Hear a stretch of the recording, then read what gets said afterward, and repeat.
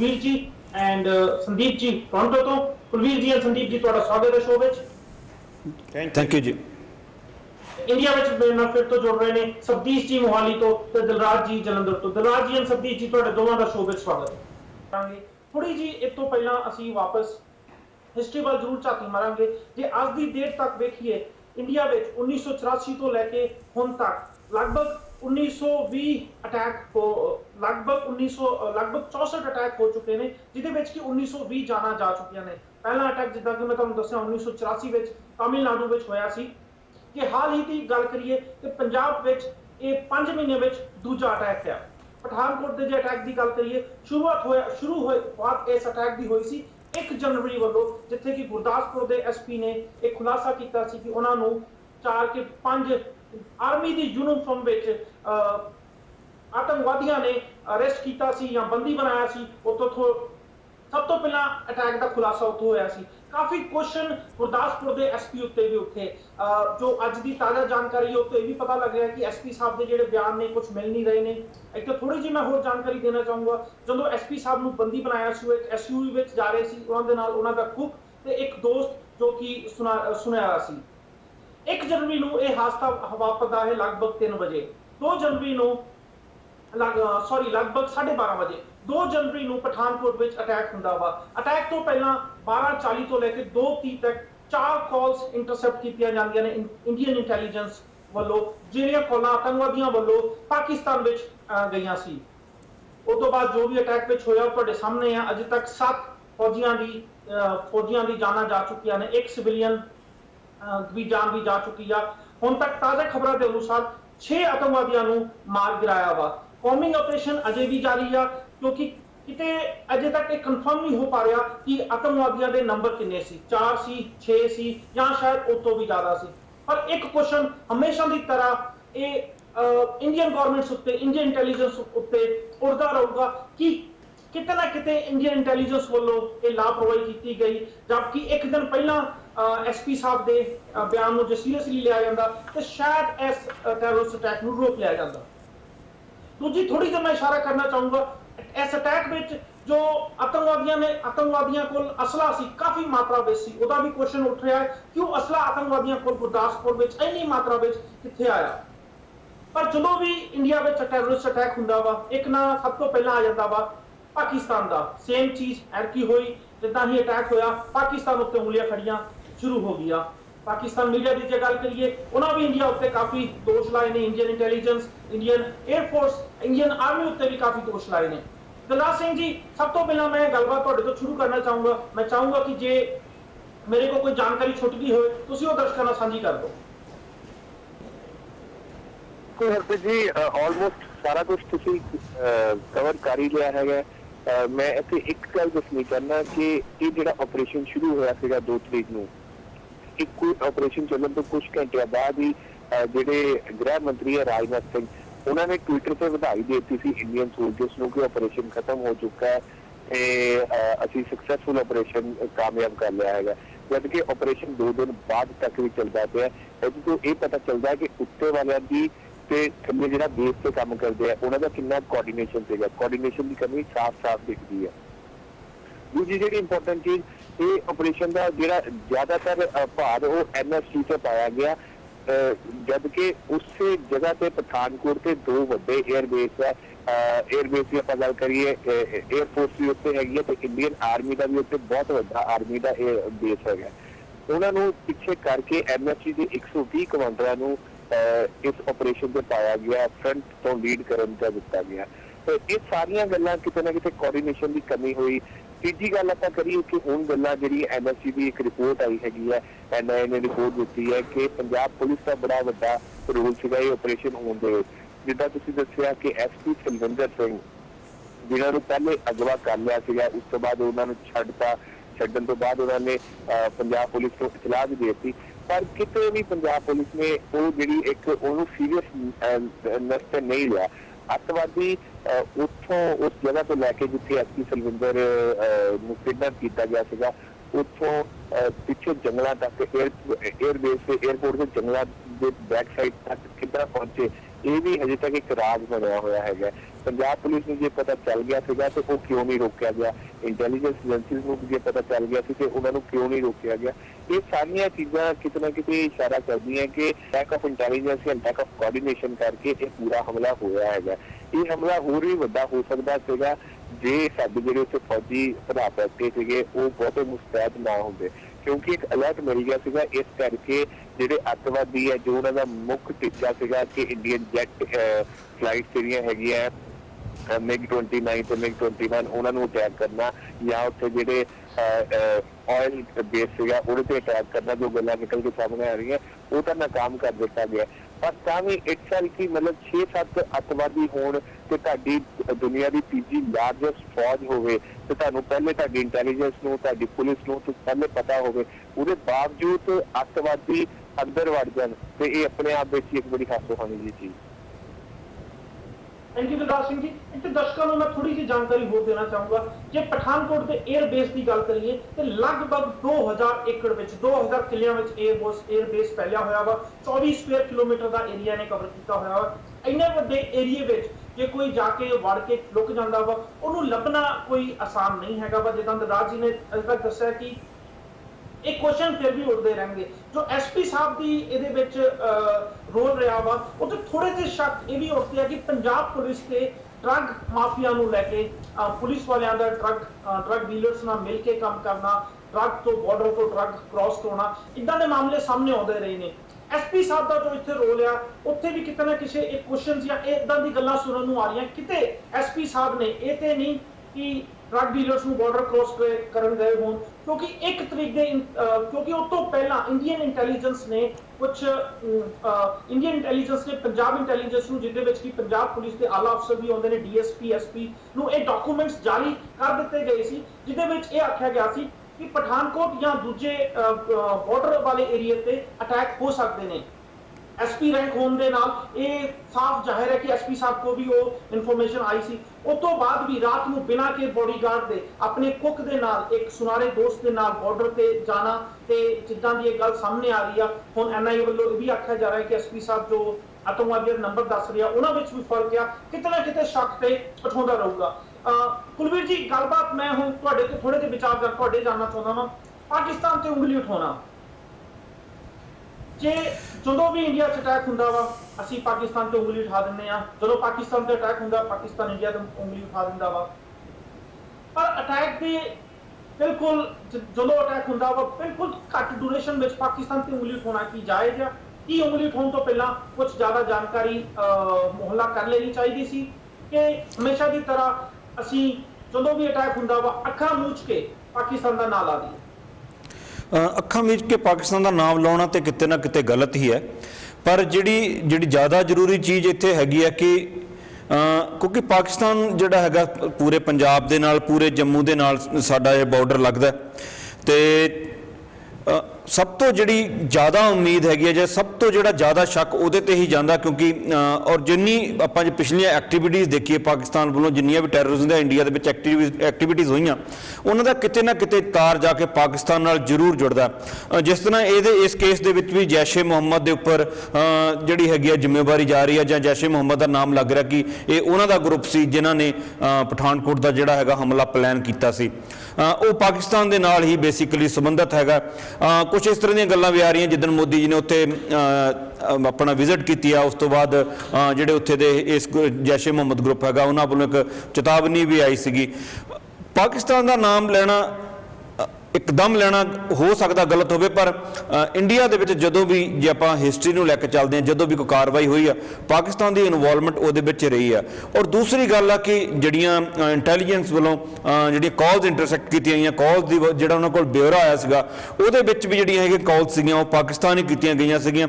ਤੇ ਮੇਰਾ ਖਿਆਲ ਆ ਕਿ ਇਸ ਵਾਰ ਤੇ ਜੋ ਵੀ ਇਨਫੋਰਮੇਸ਼ਨ ਸਾਹਮਣੇ ਆਈ ਹੈ ਕਿ ਇਹਦੇ ਵਿੱਚ ਪਾਕਿਸਤਾਨ ਦਾ ਹੱਥ ਹੈ, ਪਾਕਿਸਤਾਨ ਸਰਕਾਰ ਦਾ ਹੱਥ ਹੋਣਾ ਜਾਂ ਪਾਕਿਸਤਾਨ ਦਾ ਹੱਥ ਹੋਣਾ, ਮੈਂ ਉਹਨੂੰ ਜਿਹੜਾ ਹੈਗਾ ਥੋੜਾ ਸ਼ੱਕ ਸ਼ੱਕ ਦੇ ਘੇਰੇ 'ਚ ਰੱਖਦਾ। ਪਰ ਜਿਹੜੀ ਵੀ ਇਦਾਂ ਦੀ ਕੋਈ ਕਾਰਵਾਈ ਇੰਡੀਆ ਦੇ ਵਿੱਚ ਟੈਰਰਿਜ਼ਮ ਨਾਲ ਰਿਲੇਟਡ ਹੁੰਦੀ ਆ, ਉਹ ਪਾਕਿਸਤਾਨ ਦਾ ਉਹਦੇ ਵਿੱਚ ਕਿਸੇ ਨਾ ਕਿਸੇ ਤਰੀਕੇ ਸਿੱਧੇ ਜਾਂ ਸਿੱਧੇ ਤੌਰ ਤੇ ਜਿਹੜਾ ਹੈਗਾ ਨਾਮ ਜ਼ਰੂਰ ਹੁੰਦਾ, ਜਾਂ ਉਹਦਾ ਕਿਸੇ ਨਾ ਕਿਸੇ ਤਰੀਕੇ ਨਾਲ ਉਹ ਜੁੜਿਆ ਹੋਇਆ ਜ਼ਰੂਰ ਹੁੰਦਾ। ਤੇ ਇਸ ਕਰਕੇ ਪਾਕਿਸਤਾਨ ਦਾ ਨਾਮ ਲੈਣਾ ਮੇਰੇ ਖਿਆਲ ਨਾਲ ਬਹੁਤ ਹੀ ਸੁਭਾਵਿਕ ਹੋ ਜਾਂਦਾ। ਤੇ ਇਸ ਕੇਸ ਦੇ ਵਿੱਚ ਤੇ ਕਿਉਂਕਿ ਕਲੀਅਰ ਹੀ ਹੈ, ਤੇ ਮੇਰਾ ਖਿਆਲ ਹੈ ਸਿੱਧਾ ਪਾਕਿਸਤਾਨ ਨੂੰ ਜੇ ਕਹਿ ਵੀ ਦਿੱਤਾ ਜਾਂਦਾ ਕਿ ਇਹ ਪਾਕਿਸਤਾਨ ਦਾ ਕੰਮ ਹੈ, ਤੇ ਉਹਦੇ ਕੋਈ ਦੋ ਰਾਏ ਨਹੀਂ ਹੋਗੀ, ਕਿਹਾ ਜਾ ਸਕਦਾ ਜੀ। ਸੰਦੀਪ ਜੀ, ਤੁਹਾਡੇ ਵਿਚਾਰ ਜਾਣਨਾ ਚਾਹੂੰਗਾ ਸਾਰੇ ਇਨਸੀਡੈਂਟ ਉੱਤੇ। ਮੈਂ ਕਾਫੀ ਚੀਜ਼ਾਂ ਦੇ ਉੱਤੇ ਕੁਲਵੀਰ ਜੀ ਉਹਨਾਂ ਨਾਲ ਡਿਫਰ ਕਰਦਾ ਹਾਂ। ਦੇਖੋ, ਜਿਹੜੀਆਂ ਗੱਲਾਂ ਅਸੀਂ ਅੱਜ ਕਰਦੇ ਪਏ ਹੈਗੇ ਆ, ਇਹ ਸਿਰਫ ਆਪਣੇ ਆਪਣੇ ਵਿਊਜ਼ ਨੇ। ਐਕਚੁਅਲ ਦੀ ਜਿਹੜੀ ਕਹਾਣੀ ਹੈਗੀ ਆ, ਉਹਨੂੰ ਕੁਝ ਸਮਾਂ ਲੱਗੂਗਾ ਬਾਹਰ ਆਉਣ ਨੂੰ। ਬਟ ਜਿੱਥੇ ਤੱਕ ਮੇਰੇ ਆਪਣੇ ਪਰਸਨਲ ਵਿਊਜ਼ ਨੇ, ਮੈਨੂੰ ਇਹ ਮਹਿਸੂਸ ਹੋ ਰਿਹਾ ਇਸ ਪਹਿਲਾਂ ਤਾਂ ਮੈਂ ਉਹਨਾਂ ਲੋਕਾਂ ਨੂੰ ਸ਼ਰਧਾਂਜਲੀ ਭੇਟ ਕਰਦਾ ਹਾਂ ਜਿਨ੍ਹਾਂ ਦੀਆਂ ਜਾਨਾਂ ਇਸ ਐਕਟੀਵਿਟੀ ਦੇ ਵਿੱਚ ਗਈਆਂ ਨੇ, ਤੇ ਉਹਨਾਂ ਪਰਿਵਾਰਾਂ ਦੇ ਨਾਲ ਹਮਦਰਦੀ ਰੱਖਦਾ ਹਾਂ, ਕਿਉਂਕਿ ਜਾਨ ਕਿਸੇ ਦੀ ਵੀ ਜਾਵੇ, ਐਟ ਦਾ ਐਂਡ ਇੱਕ ਇਨਸਾਨ ਦੀ ਜਾਨ ਜਾ ਰਹੀ ਹੈਗੀ ਆ। ਤੇ ਕਿਸੇ ਵੀ ਲੜਾਈ ਦੇ ਵਿੱਚ ਇੱਕ ਇਨਸਾਨ ਨੂੰ ਆਪਣੀ ਜਾਨ ਗਵਾਉਣੀ ਪਵੇ, ਤੇ ਇਸ ਤੋਂ ਵੱਧ ਸ਼ਰਮਨਾਕ ਗੱਲ ਇਨਸਾਨੀਅਤ ਵਾਸਤੇ ਕੁਛ ਨਹੀਂ ਹੋ ਸਕਦੀ ਹੈਗੀ। ਪਰ ਜਿਹੜੀਆਂ ਬਾਕੀ ਇਸ਼ੂਜ਼ ਨੇ, ਉਹਨਾਂ ਦੇ ਉੱਤੇ ਮੈਂ ਇਹ ਗੱਲ ਮਹਿਸੂਸ ਕਰਦਾ ਕਿ ਇੰਡੀਅਨ ਇੰਟੈਲੀਜੈਂਸ ਦਾ ਬਿਗ ਫੇਲੀਅਰ ਆ। ਅਗਰ ਇਹ ਘਟਨਾ ਸੱਚੀ ਪਾਕਿਸਤਾਨ ਜਾਂ ਕਿਸੇ ਟੈਰਰਿਸਟ ਗਰੁੱਪ ਨੇ ਕੀਤੀ ਹੈਗੀ ਆ, ਪੰਜਾਬ ਪੁਲਿਸ ਦਾ ਰਵੱਈਆ ਜਿਹੜਾ ਹੈਗਾ ਆ, ਉਹ ਬਹੁਤ ਡਾਊਟਫੁਲ ਆ। ਕੁਛ ਇੱਦਾਂ ਵੀ ਮਹਿਸੂਸ ਹੋ ਰਿਹਾ ਹੈ ਕਿ ਇਹ ਪੰਜਾਬ ਪੋਲੀਟਿਕਸ ਦੇ ਸਿਨੈਰੀਓ ਨੂੰ ਅਗਰ ਦੇਖਿਆ ਜਾਵੇ ਤਾਂ 5 ਮਹੀਨਿਆਂ ਦੇ ਵਿੱਚ ਦੂਸਰਾ ਅਟੈਕ, ਅਤੇ ਪ੍ਰਕਾਸ਼ ਸਿੰਘ ਬਾਦਲ ਹੋਣਾ ਦਾ ਅੱਜ ਤੋਂ ਕੁਝ ਕੁ ਮਹੀਨੇ ਪਹਿਲਾਂ ਬਿਆਨ ਕਿ ਅਗਰ ਪੰਜਾਬ ਦੇ ਵਿੱਚ ਅਸੀਂ ਆ ਤਾਂ ਹੀ ਪੰਜਾਬ 'ਚ ਸ਼ਾਂਤੀ ਆ, ਅਗਰ ਅਸੀਂ ਪੰਜਾਬ ਤੋਂ ਬਾਹਰ ਹੋ ਜਾਂਦੇ ਆ ਤਾਂ ਪੰਜਾਬ 'ਚ ਸ਼ਾਂਤੀ ਨਹੀਂ ਰਹੇਗੀ। ਅਗਰ ਉਹਨਾਂ ਨੂੰ ਤੁਸੀਂ ਦੋਨਾਂ ਉਸ ਬਿਆਨ ਨੂੰ ਤੇ ਇਹ ਦੋ ਐਕਟੀਵਿਟੀਜ਼ ਨੂੰ ਰਲਾ ਕੇ ਦੇਖੋ ਤਾਂ ਇੱਕ ਕਾਫੀ ਵੱਡਾ ਮੈਸੇਜ ਜਾ ਰਿਹਾ ਆ। ਦੁਨੀਆ ਭਰ ਦਾ ਸਿਨੈਰੀਓ ਦੇਖੋ, ਜਿੱਥੇ ਜਿੱਥੇ ਇਲੈਕਸ਼ਨਸ ਹੋ ਰਹੇ ਨੇ ਜ਼ਿਆਦਾਤਰ ਦੇਸ਼ਾਂ 'ਚ, ਭਾਵੇਂ ਉਹ ਅਮਰੀਕਾ ਦੇ ਵਿੱਚ ਆ, ਕੈਨੇਡਾ ਦੇ ਵਿੱਚ ਆ ਜਾਂ ਹਿੰਦੁਸਤਾਨ ਦੇ ਵਿੱਚ ਆ, ਇਹਨਾਂ ਹਰ ਪਾਸੇ ਪੋਲਰਾਈਜ਼ ਕਰਕੇ ਵੋਟਸ ਦਾ ਜਿਹੜਾ ਨਵਾਂ ਖੇਡ ਸ਼ੁਰੂ ਹੋਇਆ ਆ, ਉਹਦੇ ਨਾਲ ਵੀ ਇਸ ਹਿੱਸੇ ਨੂੰ ਜੋੜਿਆ ਜਾ ਸਕਦਾ ਆ। ਤਾਂਹੀਓ ਮੈਨੂੰ ਇਹ ਮਹਿਸੂਸ ਹੋ ਰਿਹਾ ਕਿ ਇੰਨੇ ਸਾਲਾਂ ਦੇ ਵਿੱਚ ਅਗਰ ਪੰਜਾਬ 'ਚ ਨਹੀਂ ਸੀ ਅਟੈਕ ਹੋ ਰਹੇ, ਹੁਣ ਕਿਉਂ ਇੰਨੀ ਇਹੋ ਜਿਹੀ ਕਿਹੜੀ ਗੱਲਬਾਤ ਹੋ ਗਈ ਕਿ ਪੰਜਾਬ ਦੇ ਵਿੱਚ 5 ਮਹੀਨਿਆਂ 'ਚ 2 ਅਟੈਕ। ਤੇ ਮੈਂ ਮਹਿਸੂਸ ਕਰਦਾ ਬੜੀ ਬਚਕਾਨਾ ਜੀਆਂ ਗੱਲਾਂ ਨੇ ਹਿੰਦੁਸਤਾਨ ਦੀਆਂ ਕਿ ਹਰ ਗੱਲ ਦੇ ਉੱਤੇ ਤੁਸੀਂ ਪਾਕਿਸਤਾਨ ਦਾ ਨਾਮ ਲਾ ਲੈਂਦੇ ਹੋ ਸਕਦਾ ਪਾਕਿਸਤਾਨ ਇਨਵੋਲਵ ਹੋਵੇ, ਹੋ ਸਕਦਾ ਪਾਕਿਸਤਾਨ ਨਾ ਵੀ ਇਨਵੋਲਵ ਹੋਵੇ। ਜਿੱਥੇ ਤੱਕ ਕੁਲਵੀਰ ਜੀ ਉਹਨਾਂ ਨੇ ਇਹ ਗੱਲ ਕਹੀ ਆ ਕਿ ਹਿੰਦੁਸਤਾਨ ਦੇ ਵਿੱਚ ਜਦੋਂ ਵੀ ਟੈਰਰਿਸਟ ਅਟੈਕਸ ਹੁੰਦੇ ਉਸ 'ਚ ਸਿੱਧੇ ਜਾਂ ਸਿੱਧੇ ਤੌਰ ਦੇ ਉੱਤੇ ਪਾਕਿਸਤਾਨ ਇਨਵੋਲਵ ਹੁੰਦਾ ਆ। ਮੈਂ ਜਾਣਕਾਰੀ ਲਈ ਦੱਸ ਦੇਣਾ ਚਾਹੁੰਦਾ ਹਾਂ ਕਿ ਪਾਕਿਸਤਾਨ ਵੀ ਇਹੀ ਗੱਲ ਕਹਿੰਦਾ ਆ ਕਿ ਜਦੋਂ ਵੀ ਪਾਕਿਸਤਾਨ ਦੇ ਵਿੱਚ ਅਟੈਕ, ਸੰਦੀਪ ਜੀ ਇਹ ਚੀਜ਼ਾਂ ਪ੍ਰੂਫ ਹੋ ਚੁੱਕੀਆਂ, ਇਹ ਚੀਜ਼ਾਂ ਪ੍ਰੂਫ ਹੋ ਚੁੱਕੀਆਂ। ਇੱਕ ਵਾਰ ਇਨੀਸ਼ੀਅਲ ਕਮੈਂਟ ਸਭ ਦੇ ਲੈਣ ਦਿਓ, ਡਿਬੇਟ ਉਸ ਤੋਂ ਬਾਅਦ ਆਪਾਂ ਸ਼ੁਰੂ ਕਰਾਂਗੇ। ਪਾਕਿਸਤਾਨ ਵੀ ਇਹੀ ਗੱਲ ਕਹਿੰਦਾ, ਤੇ ਇਹਦੀ ਜਿਹੜਾ ਪ੍ਰੂਫ ਹੈਗਾ ਆ, ਉਹ ਸਭ ਤੋਂ ਵਧੀਆ ਐਗਜ਼ਾਮਪਲ ਜਿਹੜੀ ਪਾਕਿਸਤਾਨ ਕੋਲ ਉਹ ਸਰਬਜੀਤ ਵਾਲਾ ਮਸਲਾ ਆ ਕਿ ਸਰਬਜੀਤ ਵਾਲੇ ਮਸਲੇ 'ਚ ਸਾਬਤ ਹੁੰਦਾ ਕਿ ਤੁਸੀਂ ਜਾ ਕੇ ਪਾਕਿਸਤਾਨ 'ਚ ਬਲਾਸਟ ਕਰੋ ਤਾਂ ਉਸ ਤੋਂ ਬਾਅਦ 'ਚੋਂ ਇੱਕ ਦੇਸ਼ ਤੁਹਾਡੇ ਮਗਰ ਖੜਾ ਹੈ ਡਿਫੈਂਡ ਕਰਨ ਨੂੰ। ਇਹ ਟੈਰਰਿਜ਼ਮ ਦਾ ਹੀ ਦੂਸਰਾ ਅੰਗ ਹੈ। ਪਰ ਜਿਹੜਾ ਮੈਨੂੰ ਜ਼ਿਆਦਾ ਵੱਡੀ ਹੈਰਾਨੀ ਲੱਗ ਰਹੀ ਹੈ, ਜਿਹੜੀ ਕੱਲ ਕਸ਼ਮੀਰ ਹੁਰੀਅਤ ਵਾਲਿਆਂ ਤੋਂ ਜਿਹੜੀ ਸਟੇਟਮੈਂਟ ਆ ਰਹੀ ਆ, ਅਗਰ ਉਹ ਸੱਚ ਆ ਤਾਂ ਮੈਨੂੰ ਪੰਜਾਬ ਦੇ ਵਿੱਚ ਜਿਹੜੇ ਝੂਠੇ ਮੁਕਾਬਲੇ ਪਿਛਲੇ ਸਮੇਂ 'ਚ ਹੋਏ ਨੇ, ਤੇ ਅਗਰ ਜੋ ਹੁਰੀਅਤ ਕਹਿ ਰਿਹਾ ਤੇ ਉਹ ਸੱਚੀ ਗੱਲ ਹੈ, ਤੇ ਮੈਂ ਦੋਨਾਂ ਨੂੰ ਅਗਰ ਲਾ ਕੇ ਦੇਖਾਂ ਤੇ ਮੈਨੂੰ ਇਹ ਬਹੁਤ ਖਤਰਨਾਕ ਸੀਨ ਨਜ਼ਰ ਆ ਰਿਹਾ ਹਿੰਦੁਸਤਾਨ ਦੇ ਅੰਦਰ। ਜਿਵੇਂ ਕਿ ਹੁਰੀਅਤ ਨੇ ਇਹ ਗੱਲ ਕਹੀ ਆ ਕਿ ਇਹ ਬੰਦੇ ਜੰਮੂ ਕਸ਼ਮੀਰ ਤੋਂ ਅਗਵਾ ਕੀਤੇ ਗਏ, ਅਗਵਾ ਕਰਨ ਤੋਂ ਬਾਅਦ ਚੋਂ ਇਹਨਾਂ ਨੂੰ ਪੰਜਾਬ ਲਿਜਾ ਕੇ ਇਹਨਾਂ ਦੇ ਝੂਠੇ ਇਨਕਾਊਂਟਰ ਕੀਤੇ ਨੇ। ਹੁਣ ਇਹਨਾਂ ਦੇ ਵਿੱਚ ਕਿੰਨੀ ਕੁ ਸੱਚਾਈ ਆ ਜਾਂ ਕੀ ਆ, ਇਹ ਤਾਂ ਸਮਾਂ ਦੱਸੇਗਾ। ਪਰ ਅਗਰ ਇਹ ਗੱਲ ਹੈਗੀ ਆ ਤੇ ਇਟਸ ਵੈਰੀ ਰਿਸਕੀ ਸਿਚੁਏਸ਼ਨ। ਹੋਰ ਇਸ ਦੇ ਵਿੱਚ ਮੈਂ ਇਹ ਨਹੀਂ ਬਿਲਕੁਲ ਅੱਖਾਂ ਬੰਦ ਕਰਕੇ ਮੈਂ ਇਹ ਗੱਲ ਨਹੀਂ ਕਹਿ ਸਕਦਾ ਕਿ ਨਹੀਂ ਹੋਊਗੀ, ਕਿਉਂਕਿ ਪਿਛਲੇ ਸਮੇਂ ਦੌਰਾਨ ਪਿੰਕੀ ਕੈਟ ਵੱਲੋਂ ਜਿਹੜੇ ਖੁਲਾਸੇ ਹੋਏ ਨੇ ਉਹ ਇਹ ਚੀਜ਼ਾਂ ਸਾਬਤ ਕਰਦੀਆਂ ਨੇ ਕਿ ਹਿੰਦੁਸਤਾਨ ਦੇ ਵਿੱਚ ਇਹੋ ਜਿਹੀਆਂ ਹਰਕਤਾਂ ਹੁੰਦੀਆਂ ਨੇ। ਐਟ ਦ ਐਂਡ ਲੜਾਈ ਕਿਸੇ ਦੀ ਵੀ ਹੋਵੇ, ਉਸ ਦੇ ਵਿੱਚ ਜਾਨ ਜਦੋਂ ਕਿਸੇ ਇਨਸਾਨ ਦੀ ਜਾਂਦੀ ਆ, ਉਹਦਾ ਦੁੱਖ ਦੂਸਰੇ ਇਨਸਾਨ ਨੂੰ ਜ਼ਰੂਰ ਹੋਣਾ ਚਾਹੀਦਾ ਆ। ਅੱਜ ਅਸੀਂ ਜਿਹੜੀਆਂ ਵੀ ਗੱਲਾਂ ਇੱਥੇ ਕਰੀਏ, ਮੇਰੇ ਹਿਸਾਬ ਨਾਲ ਇਸ ਹਿਸਾਬ ਨਾਲ ਹੋਣੀਆਂ ਚਾਹੀਦੀਆਂ ਨੇ ਕਿ ਜਿਹੜੇ ਉਹ ਪਰਿਵਾਰ ਨੇ ਉਹਨਾਂ ਨਾਲ ਅਸੀਂ ਖੜੇ ਹੋਈਏ ਅਤੇ ਅਸੀਂ ਉਸ ਗੁਰੂ ਮਹਾਰਾਜ ਅੱਗੇ ਅਰਦਾਸ ਕਰੀਏ ਕਿ ਅਸੀਂ ਸਰਬੱਤ ਦਾ ਭਲਾ ਮੰਨਣ ਵਾਲੇ ਹਾਂ ਤੇ ਸਰਬੱਤ ਦਾ ਹੀ ਭਲਾ ਹੋਣਾ ਚਾਹੀਦਾ ਆ। ਅਗਰ ਕਿ ਨਾਮ ਹੈ ਕੋਈ ਦੇਸ਼ ਜਾਂ ਕੋਈ ਪੋਲੀਟੀਕਲ ਪਾਰਟੀਆਂ ਕੋਈ ਗੰਦੀ ਰਾਜਨੀਤੀ ਦੀਆਂ ਖੇਡਾਂ ਖੇਡ ਰਹੀਆਂ ਨੇ, ਭਾਵੇਂ ਉਹ ਹਿੰਦੁਸਤਾਨ ਹੋਵੇ, ਭਾਵੇਂ ਪਾਕਿਸਤਾਨ ਹੋਵੇ, ਭਾਵੇਂ ਬੀਜੇਪੀ ਹੋਵੇ, ਕਾਂਗਰਸ ਹੋਵੇ, ਅਕਾਲੀ ਦਲ ਹੋਵੇ ਜਾਂ ਕੋਈ ਵੀ ਹੋਵੇ, ਉਹਨਾਂ ਦਾ ਪਰਦਾਫਾਸ਼ ਹੋਣਾ ਚਾਹੀਦਾ ਆ। ਤੇ ਵੀ ਸਟੈਂਡ ਫॉर ਹਿਊਮੈਨਿਟੀ। ਕਿਸੇ ਵੀ ਤਰੀਕੇ ਦਾ ਟੈਰਰਿਜ਼ਮ ਨੂੰ ਫੈਲਾਉਣਾ ਕਿਸੇ ਵੀ ਕੋਈ ਵੀ ਧਰਮ ਨਹੀਂ ਸਿਖਾਉਂਦਾ ਹੈਗਾ। ਹੱਕ ਸੱਚ ਦੀ ਜਿਹੜੀ ਲੜਾਈ ਹੈਗੀ ਆ ਉਹ ਲੜੀ ਜਾਣੀ ਚਾਹੀਦੀ ਹੈ, ਪਰ ਉਹ ਇੱਕ ਤਰੀਕੇ ਨਾਲ ਲੜੀ ਜਾਣੀ ਚਾਹੀਦੀ ਹੈ। ਸੰਦੀਪ ਜੀ ਨੇ ਉਹਨਾਂ 7 ਸ਼ਹੀਦਾਂ ਦੀ 8 ਸ਼ਹੀਦਾਂ ਦੀ ਗੱਲ ਕੀਤੀ। 7 ਜਿਹੜੇ ਆਰਮੀ ਦੇ ਜਵਾਨ ਸੀ, ਮੈਂ ਉਹਨਾਂ ਦੇ ਬਾਰੇ ਥੋੜੀ ਜਿਹੀ ਜਾਣਕਾਰੀ ਦੇਣਾ ਚਾਹੂੰਗਾ। Lieutenant colonel NSG national security guard ਦੇ ਨਿਰੰਜਨ ਕੁਮਾਰ, ਕੈਪਟਨ ਫਤਿਹ ਸਿੰਘ ਜੋ ਕਿ DSC ਕੰਮ ਕਰਦੇ ਸੀ, ਕਾਰਪੋਰਲ ਗੁਰਸੇਵਕ ਸਿੰਘ, ਸੂਬੇਦਾਰ Fateh Singh captain Fateh Singh, honorary captain Fateh Singh ਸੀ, ਸੂਬੇਦਾਰ ਮੇਜਰ ਰਿਟਾਇਰ ਹੋਏ ਸੀ, ਜੋ ਕਿ ਐਥਲੀਟ ਵੀ ਰਹਿ ਚੁੱਕੇ ਨੇ। ਹੌਲਦਾਰ ਕੁਲਵੰਤ ਸਿੰਘ, ਹੌਲਦਾਰ ਜਗਦੀਸ਼ ਚੰਦਰਾ, ਹੌਲਦਾਰ ਸਰਜੀਤ ਸਿੰਘ ਰਾਣਾ ਤੇ ਹੌਲਦਾਰ ਮੋਹਿਤ ਚੰਦ। ਇਹ 7 ਆਰਮੀ ਦੇ ਜਵਾਨ ਅਜੇ ਤੱਕ ਸ਼ਹੀਦੀ ਪ੍ਰਾਪਤ ਕਰ ਚੁੱਕੇ ਨੇ। ਸਰਜੀਤ ਜੀ ਗੱਲ ਅੱਗੇ ਵਧਾਈਏ, ਉਸ ਤੋਂ ਪਹਿਲਾਂ ਮੈਂ ਤੁਹਾਡੇ ਵਿਚਾਰ ਜ਼ਰੂਰ ਜਾਣਨਾ ਚਾਹੂੰਗਾ। ਹਾਂਜੀ, ਇਹ ਜਿਹੜਾ ਸਾਰਾ ਸਮੁੱਚਾ ਘਟਨਾਕ੍ਰਮ ਆ, ਇਹਦੇ ਕਈ ਗੱਲਾਂ ਨੇ, ਇਹਦੇ ਚ ਕਈ ਖਪਤੇ ਨੇ ਜਿਨ੍ਹਾਂ ਨੂੰ ਭਰਨ ਚ ਸ਼ਾਇਦ ਦੇਰ ਲੱਗੇਗੀ, ਤੇ ਜਦੋਂ ਤੱਕ ਉਹ ਖਪਤੇ ਭਰ ਨਹੀਂ ਜਾਂਦੇ ਤਾਂ ਕਲੀਅਰ ਇਸ ਮੁੱਦੇ ਉੱਤੇ ਕੁਝ ਨਹੀਂ ਕਹਿ ਸਕਦੇ।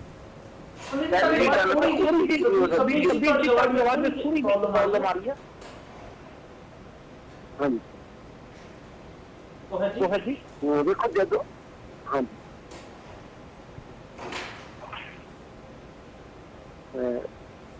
ਮੈਂ ਇਹ ਕਹਿ ਰਿਹਾ ਸੀ ਕਿ ਜਦੋਂ ਤੱਕ ਉਹ ਸਾਰੀ ਖਪਤੇ ਨਹੀਂ ਭਰ ਜਾਂਦੀ ਜਿਹੜੇ ਨਜ਼ਰ ਆ ਰਹੇ ਨੇ, ਉਦੋਂ ਤੱਕ ਘਟਨਾਕ੍ਰਮ ਵਧੀਆ ਨਹੀਂ ਜਾਣ ਸਕੋਗੇ। ਕਹਾਣੀ ਸ਼ੁਰੂ ਹੋ ਜਾਂਦੀ ਹੈ ਕੁਲਵੰਤ ਸਿੰਘ ਦੀ ਅਗਵਾ ਹੋ।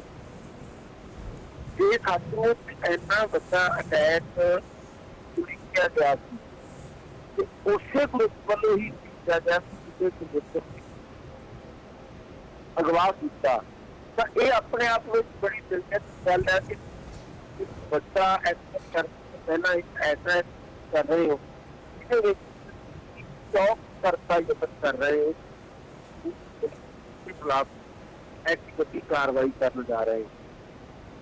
ਫਿਰ ਉਸ ਤੋਂ ਅਗਲਾ ਮਸਲਾ ਇਹ ਆ ਕਿ ਪੁਲਿਸ ਨੇ ਉਸ ਢੰਗ ਨਾਲ ਅਗਵਾ ਵਾਲੀ ਕਾਰਡ ਲਿਆ, ਉਹਦੇ ਤੋਂ ਜ਼ਾਹਰ ਹੈ ਕਿ ਪੁਲਿਸ ਨੂੰ ਉਹਨਾਂ ਦੀ ਅਗਵਾ ਵਾਲੇ ਕਾਰਡ ਦੀ ਸਹੀ ਨਜ਼ਰ ਉਹਨਾਂ ਦੇ ਕੋਰਟ ਦੀ ਬਾਅਦ ਸਜ਼ਾ ਪਾਕਿਸਤਾਨ ਸਾਲਾਂ ਦੀ। ਇਹ ਸਾਰਾ ਕੁਝ ਕਾਫੀ ਦਿਲਚਸਪ ਵੀ ਆ ਤੇ ਇੱਕ ਫਿਲਮੀ ਸਟੋਰੀ ਵਰਗਾ ਵੀ ਲੱਗਦਾ ਹੈ। ਜਿੱਥੋਂ ਤੱਕ ਭਾਰਤ ਤੇ ਪਾਕਿਸਤਾਨ ਦੀ ਮਾਮਲੇ ਦਾ ਸੰਬੰਧ ਹੈ, ਮੈਂ ਇਹ ਗੱਲ ਮੰਨਦਾ ਕਿ ਨਾਲ ਸੰਬੰਧ ਦੇ ਸਾਨੂੰ ਇਸ ਤਰ੍ਹਾਂ ਨਾਲ ਹਦਾਇਤ ਖੜੇ ਕਰ ਦਿੱਤਾ ਕਿ ਹਰ ਮਾਮਲੇ ਰਵਾਇਤੀ ਦੁਸ਼ਮਣਾਂ ਵਾਂਗੂ ਹੀ ਸੋਚਦੇ ਆ। ਇਹਦੇ ਚ ਸੱਚਾਈ ਇਹ ਵੀ ਆ ਕਿ ਦਖਲ ਵੀ ਉਹਨਾਂ ਮੁਲਕਾਂ ਵੱਲੋਂ ਦਖਲ ਵਿੱਚ ਘੱਟ ਜਾਂ ਵੱਧ ਕੀਤਾ ਜਾਂਦਾ। ਹੁਣ ਪਾਕਿਸਤਾਨ ਨੂੰ ਤੁਰੰਤ ਅਸੀਂ ਆਇਆ। ਪਾਕਿਸਤਾਨ ਦਾ ਕਹਿਣਾ ਇਹ ਆ ਕਿ ਅਸੀਂ ਉਹਨਾਂ ਸਾਰਿਆਂ ਮੁੱਦਿਆਂ ਦੇ ਉੱਤੇ ਗੱਲ ਕਰ ਰਹੇ ਹਾਂ ਜਿਹੜੇ ਸਰਾਗ ਸਾਨੂੰ ਭਾਰਤ ਵੱਲੋਂ ਮੁਹੱਈਆ ਕੀਤੇ ਗਏ ਨੇ, ਅਸੀਂ ਉਹਨਾਂ ਉੱਤੇ ਕੰਮ ਕਰ ਰਹੇ ਹਾਂ। ਇਸੇ ਦੌਰਾਨ ਇੱਕ ਬਹੁਤ ਵੱਡਾ ਬਿਆਨ ਆਇਆ ਪਾਕਿਸਤਾਨ ਵਿੱਚ ਸਰਗਰਮ ਯੂਨਾਈਟਿਡ ਜਹਾਜ਼ ਕੌਂਸਲ ਦਾ। ਉਹਨਾਂ ਨੇ ਇਹ ਕਿਹਾ ਕਿ ਅਸੀਂ ਇਹਦੀ ਜ਼ਿੰਮੇਵਾਰੀ ਲੈਂਦੇ ਹਾਂ ਕਿ ਅਸੀਂ ਇਹ ਅਟੈਕ ਪਠਾਨਕੋਟ ਤੇ ਇਸ ਮਕਸਦ ਨਾਲ ਕੀਤਾ ਕਿ ਅਸੀਂ ਭਾਰਤ ਵਰਗੇ ਮੁਲਕਾਂ ਨੂੰ ਵੀ ਦੱਸ ਸਕੀਏ ਕਿ ਅਸੀਂ ਤੁਹਾਡੀ ਕਿਸੇ ਵੀ ਸੁਰੱਖਿਅਤ ਜਗ੍ਹਾ ਤੇ ਅਟੈਕ ਕਰ ਸਕਦੇ ਹਾਂ। ਉਹਨਾਂ ਨੇ ਆਪਣੀ ਈਮੇਲ ਤੇ ਵੀ ਲਿਖਿਆ ਕਿ ਇਹੀ ਸਮਾਂ ਵਾ ਕਿ ਕਿਸੇ ਲੋਕ ਆਪਣੀ ਰਾਜਨੀਤਿਕ ਚੁਣੌਤੀ ਨੂੰ ਸਮਝਣ ਤੇ ਰਾਜਨੀਤਿਕ ਭਵਿੱਖ ਨੂੰ ਉਹਨਾਂ ਨੂੰ ਫੈਸਲਾ ਕਰਨ ਦੀ ਆਗਿਆ ਦਿੱਤੀ ਜਾਣੀ ਚਾਹੀਦੀ ਹੈ। ਬੇਸ਼ੱਕ ਇਹ ਪਿਛਲੇ 2 ਅਟੈਕ ਪੰਜਾਬ 'ਚ ਹੋਏ ਨੇ, ਪਰ ਇਹਨਾਂ ਦਾ ਮੁੱਖ ਮਕਸਦ ਤੇ ਮੁੱਖ ਕੇਂਦਰ ਕਸ਼ਮੀਰ ਦੀ ਪੋਲਿਟਿਕਸ ਆ। ਆਉਂਦੇ ਕਿਉਂ ਨੇ ਉਹ ਪੰਜਾਬ ਰਾਹੀਂ, ਇਹਦੇ ਬਾਰੇ ਅਸੀਂ ਵੱਖਰੀ ਚਰਚਾ ਕਰ ਸਕਦੇ, ਪਰ ਸਿੱਧੇ ਸਿੱਧੇ ਤੌਰ ਨਾਲ ਪੰਜਾਬ ਉਸ ਤਰੀਕੇ ਨਾਲ ਟੈਰਰਿਜ਼ਮ ਤੇ ਪ੍ਰਭਾਵ ਹੇਠ ਨਹੀਂ ਹੈ ਜਿਸ ਤਰੀਕੇ ਨਾਲ ਪੰਜਾਬ 'ਚ ਵਾਪਰੀਆਂ ਘਟਨਾਵਾਂ ਦੇ ਹਵਾਲੇ ਨਾਲ ਅਸੀਂ ਕਹਿ ਸਕਦੇ ਹਾਂ। ਮੈਂ ਫਿਲਹਾਲ ਸ਼ੁਰੂਆਤੀ ਗੱਲਾਂ ਇਸ ਕਿਸਮ ਦੀਆਂ ਹੀ ਕਰਨੀਆਂ ਚਾਹੁੰਦਾ। ਯੂਨਾਈਟਿਡ ਜਿਹਾਦ ਕੌਂਸਲ ਵੱਲੋਂ ਇਸ ਪੂਰੇ ਅਟੈਕ ਦੀ ਜ਼ਿੰਮੇਵਾਰੀ ਲੈਣਾ ਤੇ ਯੂਨਾਈਟਿਡ ਜਿਹਾਦ ਕੌਂਸਲ ਦੀ ਗੱਲ ਕਰੀਏ ਤੇ ਕਸ਼ਮੀਰ ਦੀ ਆਜ਼ਾਦੀ ਨੂੰ ਲੈ ਕੇ ਇਹ ਗਰੁੱਪ ਬਣਿਆ ਹੋਇਆ ਵਾ। ਇਹਨਾਂ ਦੇ ਸੈਯਦ ਸਲਾਉਦੀਨ ਜੋ ਇਸ ਟਾਈਮ ਇਸ ਗਰੁੱਪ ਨੂੰ ਹੈਡ ਕਰ ਰਹੇ ਨੇ, ਉਹਨਾਂ ਨੇ ਇਸ ਅਟੈਕ ਦੀ ਜ਼ਿੰਮੇਵਾਰੀ ਲਈ ਆ। ਪਰ ਜੇ ਇੰਡੀਅਨ ਗਵਰਨਮੈਂਟ ਦੀ ਗੱਲ ਕਰੀਏ ਤਾਂ ਇੰਡੀਅਨ ਗਵਰਨਮੈਂਟ ਨੇ ਇਸ ਨੂੰ ਕਿਤੇ ਨਾ ਕਿਤੇ ਸਿਰੇ ਤੋਂ ਨਕਾਰ ਦਿੱਤਾ ਵਾ। ਆਉਣ ਵਾਲਾ ਸਮਾਂ ਹੀ ਦੱਸੂਗਾ ਕਿ ਇਨੀਸ਼ੀਅਲ ਇਨਕੁਆਇਰੀ ਵਿੱਚ ਕੀ ਪਤਾ ਲੱਗਦਾ ਹੈ ਕਿ ਅਟੈਕ ਯੂਨਾਈਟਿਡ ਜਿਹਾਦ ਕਾਉਂਸਲ ਵੱਲੋਂ ਕਰਾਇਆ ਗਿਆ ਸੀ ਜਾਂ ਫਿਰ ਇਹਦੇ ਪਿੱਛੇ ਕੋਈ ਹੋਰ ਜਥੇਬੰਦੀ ਸੀ। ਇੰਡੀਆ ਵੱਲੋਂ ਇਹ ਵੀ ਗੱਲਾਂ ਸਾਹਮਣੇ ਆ ਰਹੀਆਂ ਨੇ ਕਿ ਮਾਮਲੇ ਨੂੰ ਭਟਕਾਉਣ ਵਾਸਤੇ ਹੁਣ ਯੂਨਾਈਟਿਡ ਜਿਹਾਦ ਕਾਉਂਸਲ ਦੇ ਵੱਲੋਂ ਇਹ ਪਹਿਲ ਕੀਤੀ ਜਾ ਰਹੀ ਆ। ਸੰਦੀਪ ਜੀ, ਇੱਕ ਤੁਸੀਂ ਮੁੱਦਾ ਬੜਾ ਵਧੀਆ ਚੱਕਿਆ ਜਿਹਨੂੰ ਮੈਂ ਜ਼ਰੂਰ ਡਿਸਕਸ ਕਰਨੀ ਚਾਹੂੰਗਾ ਕਿ ਕਾਫੀ ਸਾਲ ਹੋ ਗਏ ਪੰਜਾਬ 'ਚ ਸ਼ਾਂਤੀ ਬਣੀ ਹੋਈ ਸੀ, ਪਰ ਹੁਣ 5 ਮਹੀਨੇ ਪਹਿਲਾਂ ਦੇ ਵਿੱਚ ਗੁਰਦਾਸਪੁਰ ਦਾ ਅਟੈਕ ਹੋਇਆ ਸੀ, ਹੁਣ ਦੂਜਾ ਅਟੈਕ ਪਠਾਨਕੋਟ ਦਾ ਹੋ ਗਿਆ।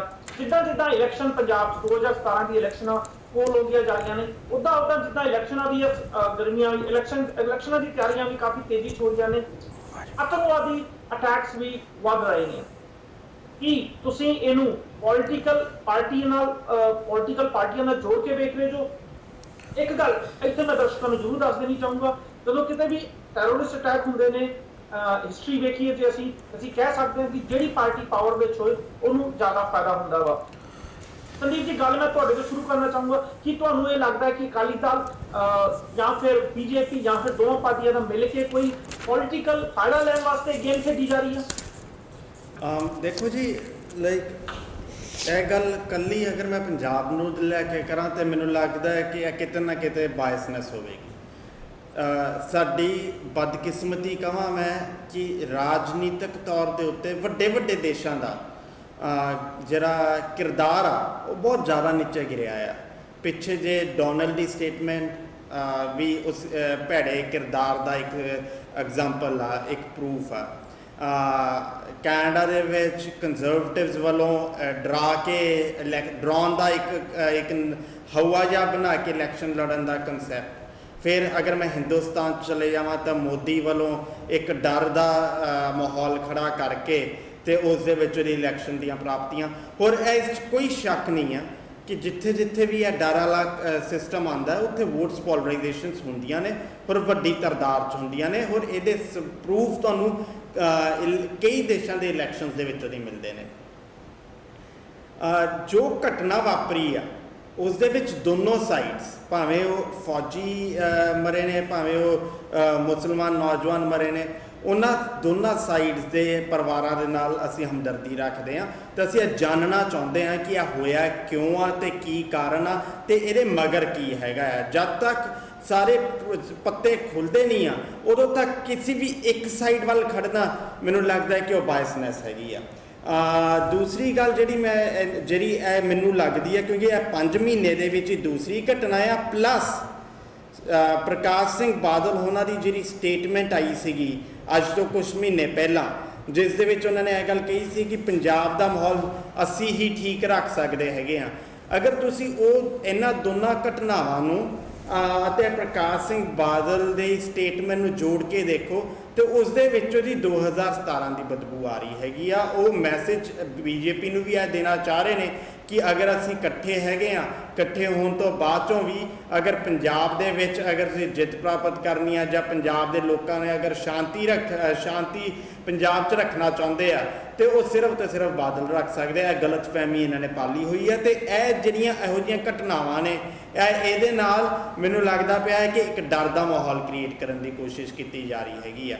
ਅਨਡਾਊਟਡਲੀ ਇਸ ਚੀਜ਼ ਦੇ ਨਾਲ ਅਫਕੋਰਸ ਡਰ ਦਾ ਮਾਹੌਲ ਤਾਂ ਜ਼ਰੂਰ ਕ੍ਰੀਏਟ ਹੋਵੇਗਾ। ਜਿੱਥੇ ਵੀ ਇਹ ਘਟਨਾ ਵਾਪਰਦੀਆਂ ਨੇ ਆਮ ਲੋਕ ਜਿਹੜੇ ਆ ਉਹਨਾਂ ਦਾ ਉਹ ਇਹਨਾਂ ਘਟਨਾਵਾਂ ਦੇ ਬਾਅਦ ਚੋਂ ਉਹਨਾਂ ਦਾ ਪ੍ਰਭਾਵ ਤਾਂ ਪੈਂਦਾ ਹੀ ਪੈਂਦਾ ਆ। ਪਰ ਅਗਰ ਕੋਈ ਵੀ ਦੇਸ਼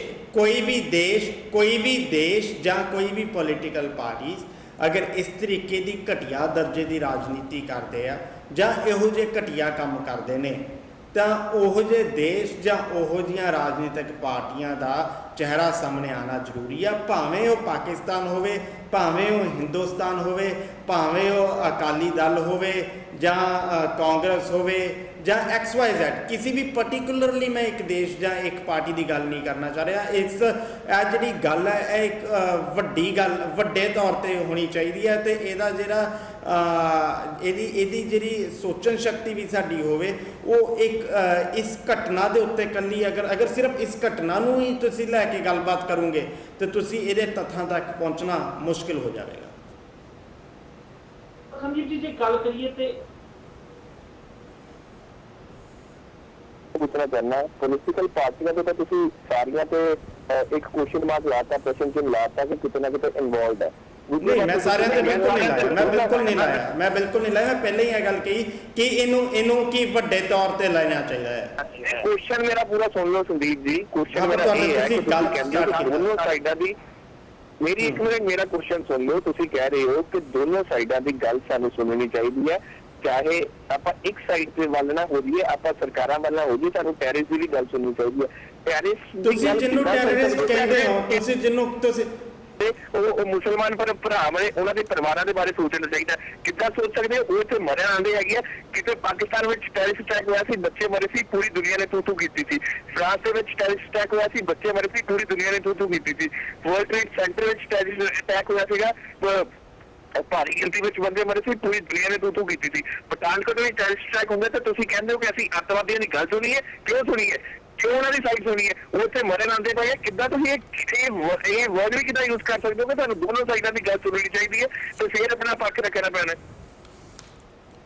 ਨਹੀਂ, ਇਸ ਤੇ ਮੈਂ ਜਵਾਬ ਮੈਂ ਜ਼ਰੂਰ ਦੇਣਾ ਚਾਹੂੰਗਾ ਕਿ ਜਦੋਂ ਪਾਕਿਸਤਾਨ 'ਚ ਅਟੈਕ ਹੁੰਦਾ ਆ ਜਾਂ ਜਦੋਂ ਫਰਾਂਸ ਦੇ ਵਿੱਚ ਅਟੈਕ ਹੁੰਦਾ ਆ ਜਾਂ ਕਿ ਨਾਮ 9/11 ਹੁੰਦਾ ਜਾਂ ਕਿਤੇ ਵੀ ਅਟੈਕ ਹੁੰਦਾ ਆ, ਜਦੋਂ ਵੀ ਜਿੱਥੇ ਵੀ ਹਿਊਮੈਨਿਟੀ ਦਾ ਨੁਕਸਾਨ ਹੋਵੇ, ਉਹ ਕੋਈ ਵੀ ਬੰਦਾ ਉਸ ਜਿਹੜਾ ਉਹ ਅਟੈਕ ਆ ਉਹਨੂੰ ਜਸਟੀਫਾਈ ਨਹੀਂ ਕਰ ਰਿਹਾ ਹੈਗਾ ਆ। ਸੋ ਜਿਹੜੀ ਭਾਜੀ ਉਹਨਾਂ ਦੀ ਗੱਲ ਹੈ, ਮੈਂ ਪਹਿਲਾਂ ਹੀ ਇਹ ਗੱਲ ਕਹਿ ਚੁੱਕਾ ਹਾਂ ਕਿ ਆਪਾਂ ਉਹਨੂੰ ਜਸਟੀਫਾਈ ਨਹੀਂ ਕਰ ਰਹੇ ਹੈਗੇ। ਰਹੀ ਗੱਲ ਕਿ ਕਿਸੇ ਨੂੰ ਟੈਰਰਿਸਟ ਕਹਿਣਾ ਕਿਸ ਬੁਨਿਆਦ ਤੇ ਕਹਿਣਾ, ਅਗਰ ਹੁਰੀਅਤ ਦੀ ਗੱਲ ਮੰਨਾਂ ਤਾਂ ਫਿਰ ਤਾਂ ਸ਼ਾਇਦ ਉਹ ਗੇਮ ਹੀ ਦੂਜੇ ਪਾਸੇ ਜਾਊਗੀ।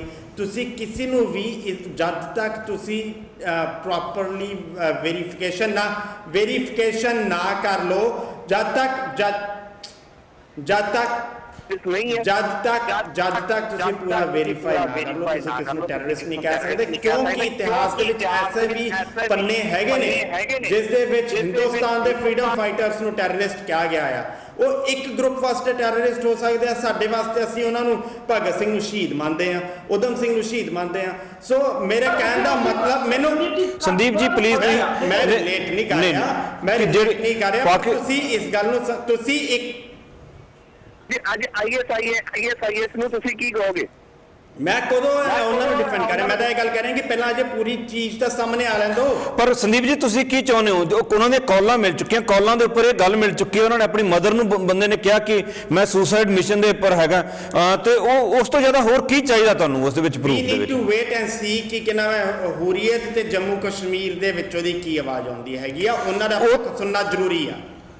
ਮੈਨੂੰ ਨਹੀਂ ਲੱਗਦਾ ਉਹਨਾਂ ਦਾ ਪੱਖ ਸੁਣਨ ਦੀ ਇੱਥੇ ਜ਼ਰੂਰਤ ਹੈਗੀ ਆ। ਟੈਰਰਿਸਟ ਚਾਹੇ ਸੰਦੀਪ ਜੀ ਚਾਹੇ ਉਹ ਕਿਸੇ ਵੀ ਮੂਵਮੈਂਟ ਨਾਲ ਜੁੜੇ ਹੋਏ ਹੋਣ, ਚਾਹੇ ਉਹ ਕਿਸੇ ਵੀ ਮੂਵਮੈਂਟ ਨਾਲ ਜੁੜੇ ਹੋਏ ਹੋਣ, ਚਾਹੇ ਕਿਸੇ ਦੀ ਵੀ ਉਹ ਲੜ ਰਹੇ ਹੋਣ, ਪਰ ਆਮ ਲੋਕਾਂ ਦੇ ਉੱਪਰ ਜਾਂ ਕਿਸੇ ਦੇ ਉੱਪਰ ਅਟੈਕ ਕਰਕੇ ਮਾਰਨਾ ਇੱਕ ਟੈਰਰਿਸਟ ਅਟੈਕ ਹੀ ਹੈ। ਅਸੀਂ ਉਹਨਾਂ ਨੂੰ ਟੈਰਰਿਸਟ ਹੀ ਕਹਾਂਗੇ। ਸਰਬਜੀਤ ਨੂੰ ਕਿਉਂ ਨਹੀਂ ਟੈਰਰਿਸਟ ਕਹਿੰਦੇ? ਤੁਸੀਂ ਸਰਬਜੀਤ ਨੂੰ ਕਿਉਂ ਨਹੀਂ ਟੈਰਰਿਸਟ ਕਹਿੰਦੇ? ਮੈਂ ਤੁਹਾਡੇ ਤੋਂ ਪੁੱਛਣਾ ਚਾਹੁੰਦਾ ਕਿ ਸਰਬਜੀਤ ਟੈਰਰਿਸਟ ਹੈ ਕਿ ਨਹੀਂ ਆ? ਅਸੀਂ ਨਹੀਂ ਮੰਨਦੇ। ਹਾਂ ਬਸ ਫਿਰ ਕਿ ਨਾਮ ਅਗਰ ਹਿੰਦੁਸਤਾਨ ਦਾ ਕੰਮ ਜਾ ਕੇ ਪਾਕਿਸਤਾਨ ਕਰੇ ਤਾਂ ਟੈਰਰਿਸਟ ਨਹੀਂ ਆ, ਫਿਰ ਉਹ ਹਿਊਮੈਨਿਟੀ ਦਾ ਕੰਮ ਕਿੱਥੋਂ ਹੋ ਗਿਆ? ਦੇਖੋ, ਜਦੋਂ ਅਸੀਂ ਡਿਸੀਜਨ ਲੈਣੇ ਆ, ਜਦੋਂ ਅਸੀਂ ਕੋਈ ਫੈਸਲਾ ਕਰਨਾ, ਸਾਨੂੰ ਇੱਕ ਨਿਊਟਰਲ ਲੈਵਲ ਤੇ ਖੜੇ ਹੋ ਕੇ ਫੈਸਲਾ ਕਰਨਾ ਹੋਊਗਾ। ਅਸੀਂ ਕਿ ਦੇਸ਼ ਦੀ ਵੱਲ ਜਾਂ ਕਿ ਧਰਮ ਦੇ ਵੱਲ ਝੁਕ ਕੇ ਫੈਸਲੇ ਨਹੀਂ ਲੈ ਸਕਦੇ ਜਾਂ ਫਿਰ ਆਪਣੇ ਡਿਸੀਜਨ ਨਹੀਂ ਸੁਣਾ ਸਕਦੇ। ਇੱਥੇ ਮੈਂ ਦਰਸ਼ਕਾਂ ਨੂੰ ਇਹ ਜ਼ਰੂਰ ਦੱਸ ਦੇਣਾ ਚਾਹੁੰਦਾ ਹਾਂ ਕਿ ਇਹ ਲਾਈਵ ਸ਼ੋਅ ਆ, ਜਿਹੜੇ ਸਕਰੀਨ ਤੇ ਨੰਬਰ ਫਲੈਸ਼ ਕਰ ਰਹੇ ਆ। ਜੇ ਤੁਸੀਂ ਕਾਲ ਕਰਕੇ ਆਪਣੇ ਵਿਚਾਰ ਸਾਂਝੇ ਕਰਨਾ ਚਾਹੁੰਦੇ ਜੋ, ਤੁਸੀਂ ਕਾਲ ਕਰ ਸਕਦੇ ਜੋ ਗੱਲਬਾਤ ਮੈਂ ਇੱਥੇ ਹੀ ਜਾਰੀ ਰੱਖਣਾ ਚਾਹੂੰਗਾ। Go ahead Sandeep ji. ਜੀ ਮੈਂ ਥੋੜੀ ਜਿਹੀ ਇੱਥੇ ਗੱਲ ਕਰਨੀ ਚਾਹੁੰਦਾ। ਜਦੋਂ ਅਸੀਂ ਇਹ ਬਹਿਸ ਕਰ ਰਹੇ ਹਾਂ ਕਿ ਦਹਿਸ਼ਤਗਰਦ ਕੌਣ ਹੈ, ਤਾਂ ਬਹੁਤ ਸਪਸ਼ਟ ਦੀ ਗੱਲ ਹੈ ਕਿ ਜੇ ਵੀ ਬੰਦਾ ਜਿਹੜੀ ਵੀ ਆਰਗੇਨਾਈਜੇਸ਼ਨ ਆਪਣੇ ਵਿਰੋਧੀਆਂ ਨੂੰ ਦਹਿਸ਼ਤਜ਼ਦਾ ਕਰਕੇ ਆਪਣਾ ਮਕਸਦ ਸੋਲਵ ਕਰਨਾ ਚਾਹੁੰਦੀ ਆ, ਆਪਣੇ ਉਦੇਸ਼ ਤੱਕ ਪਹੁੰਚਣਾ ਚਾਹੁੰਦੀ ਆ, ਉਹਨੂੰ ਕਿਹਾ ਜਾਂਦਾ ਦਹਿਸ਼ਤਗਰਦ। ਜਦੋਂ ਕੋਈ ਜਥੇਬੰਦੀ, ਜਦੋਂ ਕੋਈ ਬੰਦਾ ਆਪਣੇ ਮਕਸਦ ਦੇ ਲਈ ਮਿਲੀਟੈਂਟ ਐਕਸ਼ਨ ਕਰਦਾ ਪਰ ਉਹਦਾ ਦਹਿਸ਼ਤਗਰਦੀ ਦੇ ਵਿੱਚ ਬੇਸਿਕਲੀ ਵਿਸ਼ਵਾਸ ਨਹੀਂ ਹੈ, ਉਹਨੂੰ ਤੁਸੀਂ ਕਹੋਗੇ ਕ੍ਰਾਂਤੀਕਾਰੀ। ਭਗਤ ਸਿੰਘ ਹੋਰਾਂ ਨੇ 2 ਘਟਨਾਵਾਂ ਕੀਤੀਆਂ, ਕਾਂਗਰਸ ਕਤਲकांड ਤੇ ਦਿੱਲੀ ਅਸੈਂਬਲੀ ਦੇ ਵਿੱਚ ਬੰਬ। ਦੋਨੋਂ ਵਾਰ ਉਹਨਾਂ ਨੇ ਜਿਹੜੇ ਦਸਤਾਵੇਜ਼ ਜਾਰੀ ਕੀਤੇ, ਜਿਹੜੇ ਇਸ਼ਤਿਹਾਰ ਲਾਏ, ਜਿਹੜਾ ਪੈਂਫਲੇਟ ਸੁੱਟਿਆ ਗਿਆ, ਉਹਨਾਂ ਵਿੱਚ ਬਹੁਤ ਕਲੀਅਰ ਲਿਖਿਆ ਗਿਆ ਕਿ ਅਸੀਂ ਦਹਿਸ਼ਤਗਰਦ ਨਹੀਂ ਹਾਂ, ਨਾ ਸਾਡਾ ਮਕਸਦ ਦਹਿਸ਼ਤ ਫੈਲਾਉਣਾ ਵਾ, ਅਸੀਂ ਆਪਣੀ ਉਹ ਆਵਾਜ਼ ਸੁਣਾਉਣੀ ਚਾਹੁੰਦੇ ਹਾਂ ਜਿਹੜੀ ਬੋਲੇ ਕਿੱਦਾਂ ਤੱਕ ਅਦਰਵਾਈਜ਼ ਪਹੁੰਚ ਨਹੀਂ ਰਹੀ। ਇਸ ਕਰਕੇ ਦਹਿਸ਼ਤਗਰਦ ਕੌਣ ਆ, ਇਹ ਗੱਲ ਕੋਈ ਬਹੁਤ ਔਖੀ ਨਹੀਂ ਆ। ਇਹਨੂੰ ਤੁਸੀਂ ਮਿਨੋਰਿਟੀ ਨਾਲ ਮੈਜੋਰਿਟੀ ਨਾਲ ਜੋੜ ਕੇ ਨਹੀਂ ਦੇਖ ਸਕਦੇ, ਤੁਸੀਂ ਉਸ ਜਥੇਬੰਦੀ ਦੇ ਮਕਸਦ ਨਾਲ ਜੋੜ ਕੇ ਵੇਖ ਸਕਦੇ ਹੋ।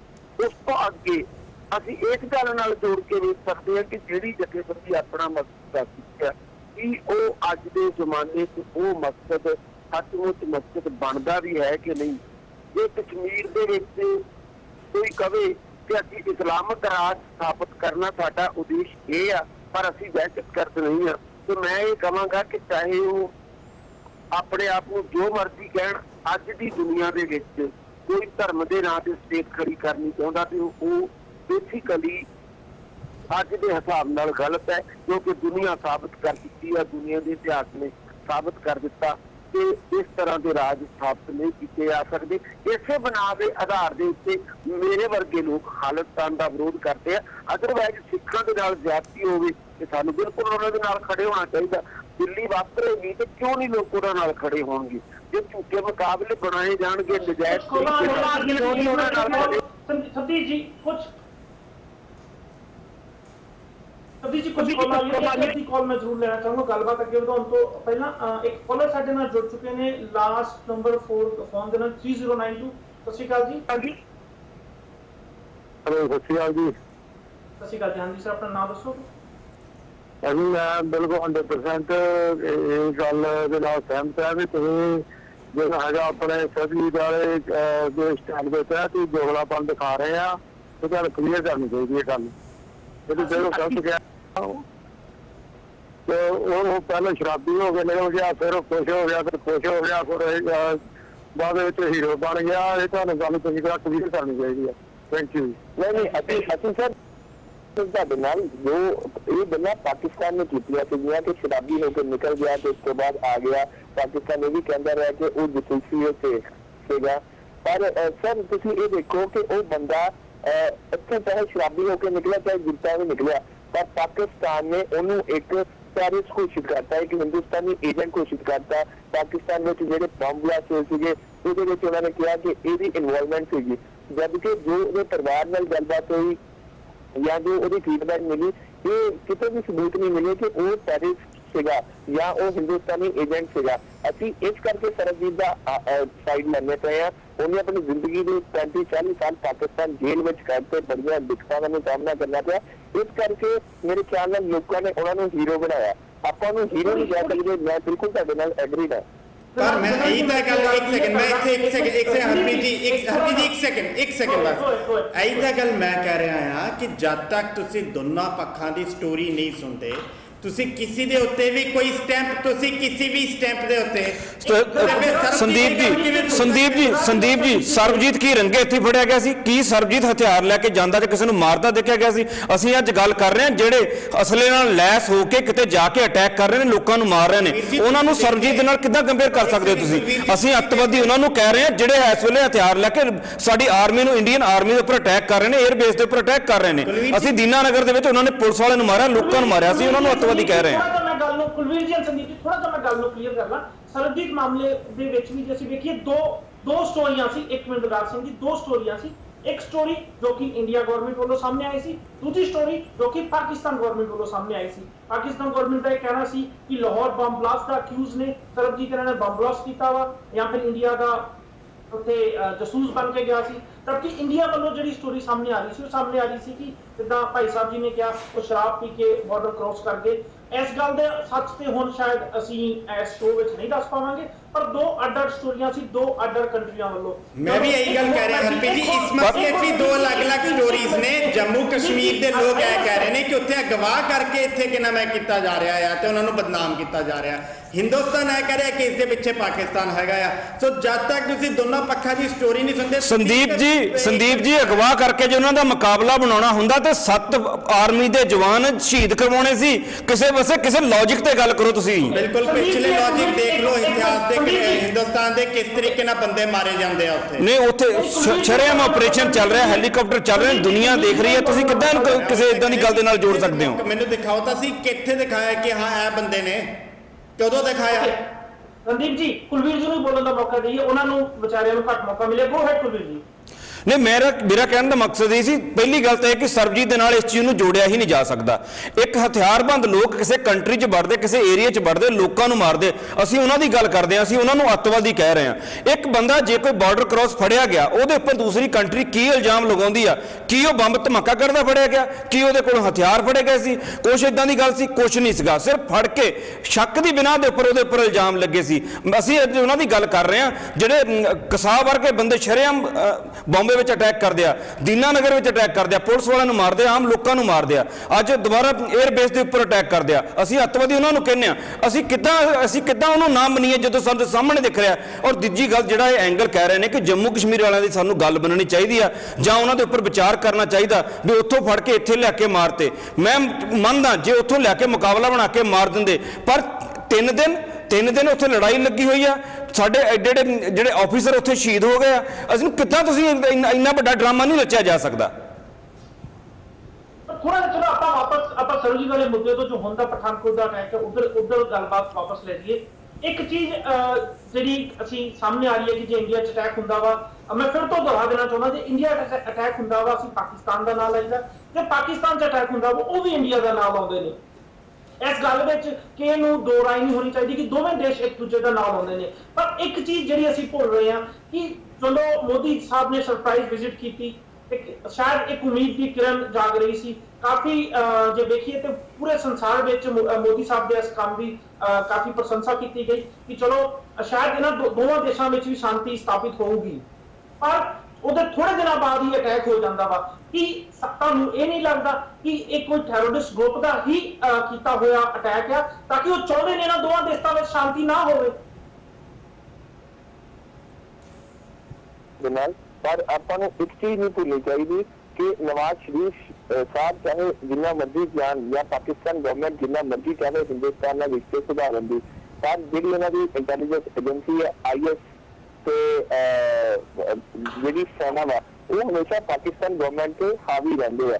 ਚਾਹੇ ਆਪਾਂ 1999 ਦੀ ਗੱਲ ਕਰੀਏ ਜਦੋਂ ਅਟਲ ਬਿਹਾਰੀ ਵਾਜਪਾਈ ਲਾਹੌਰ ਬੱਸ ਸੇਵਾ ਬਾਕੀਆ ਕੇ ਉੱਤੇ ਗਏ ਸੀਗੇ, ਉਸ ਤੋਂ ਬਾਅਦ ਕਾਰਗਿਲ ਯੁੱਧ ਹੋ ਗਿਆ। ਚਾਹੇ ਆਪਾਂ 26/11 ਦੀ ਗੱਲ ਕਰੀਏ, ਪਾਕਿਸਤਾਨ ਦੇ ਇੱਕ ਰੱਖਿਆ ਸਲਾਹਕਾਰ ਇੱਥੇ ਆਉਂਦੇ ਆ ਮੀਟਿੰਗ ਤੇ, ਉਸ ਤੋਂ ਤੁਰੰਤ ਬਾਅਦ 26/11 ਹੋ ਗਿਆ।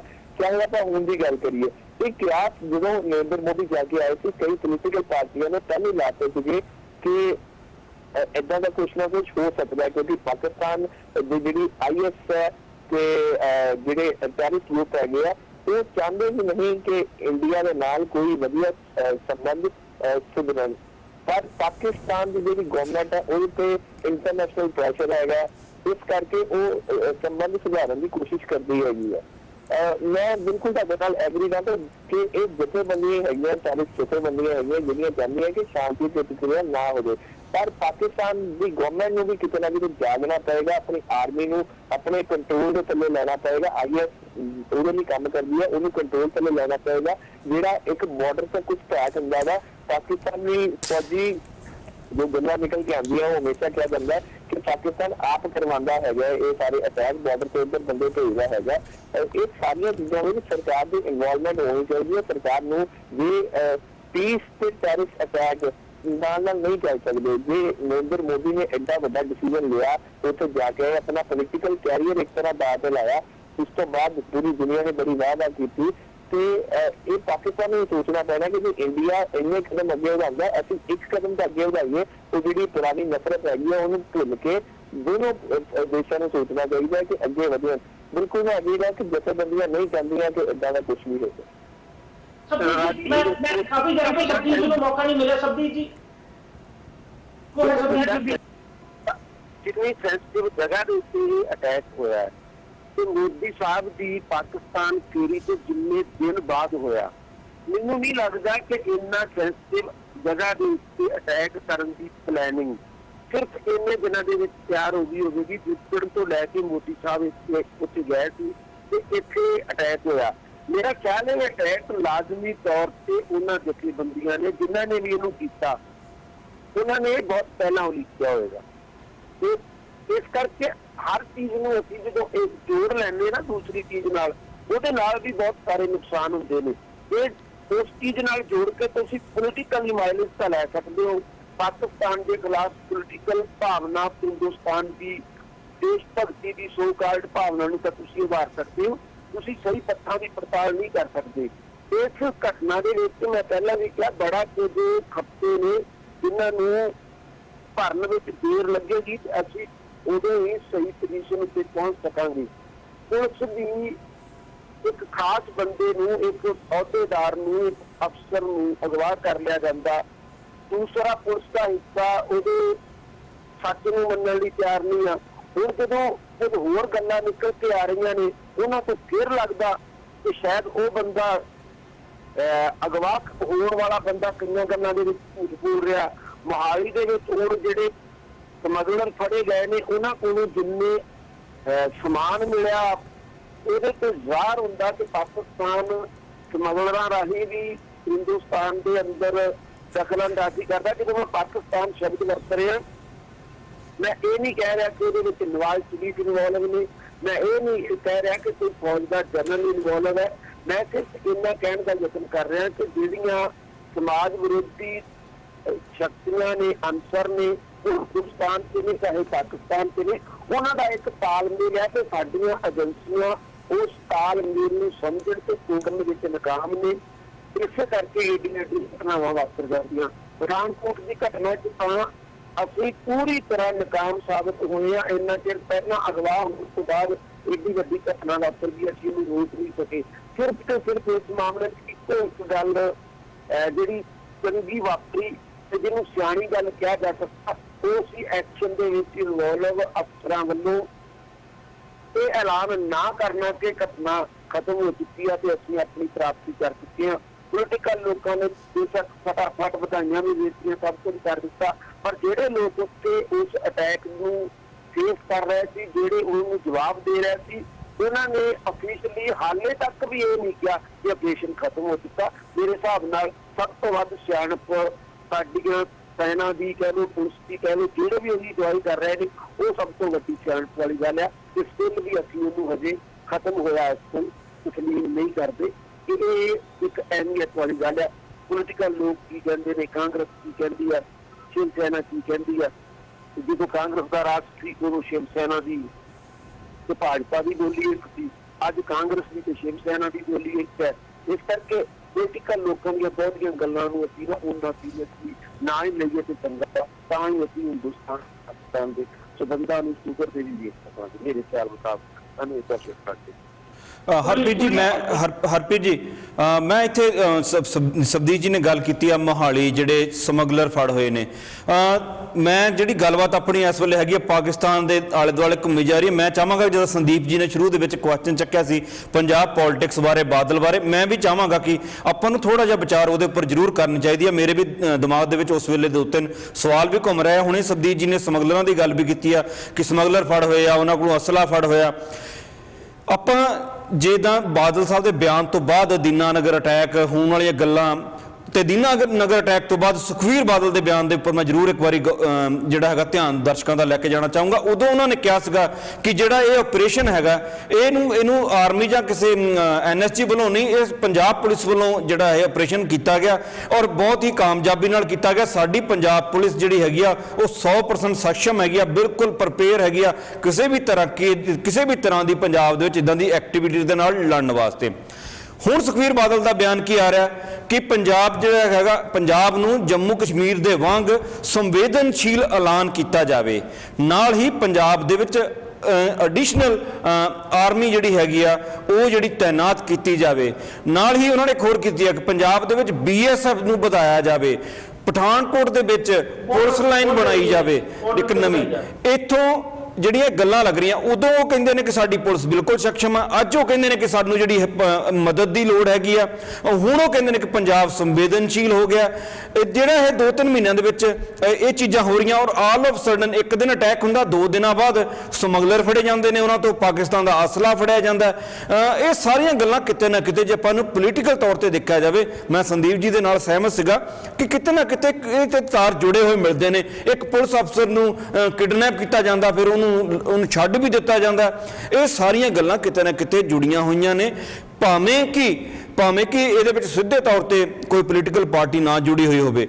ਪਰ ਜਿੱਥੇ ਤੱਕ ਸ਼ੱਕ ਕੀਤਾ ਜਾ ਸਕਦਾ, ਕਿਉਂਕਿ ਪੰਜਾਬ ਦੇ ਵਿੱਚ ਜਿਹੜੇ ਡਰੱਗ ਦੀ ਸਮਗਲਿੰਗ ਹੈਗੀ ਆ ਉਹਨੂੰ ਬਹੁਤ ਪ੍ਰੋਤਸਾਹਨ ਮਿਲਿਆ ਪਿਛਲੇ ਸਮੇਂ ਦੌਰਾਨ, ਬਹੁਤ ਵੱਡੇ ਲੈਵਲ ਤੇ ਜਿਹੜੀ ਹੈਗੀ ਆ ਟ੍ਰੈਫਿਕਿੰਗ ਹੁੰਦੀ ਆ, ਬਾਰਡਰ ਕ੍ਰਾਸ ਹੁੰਦਾ।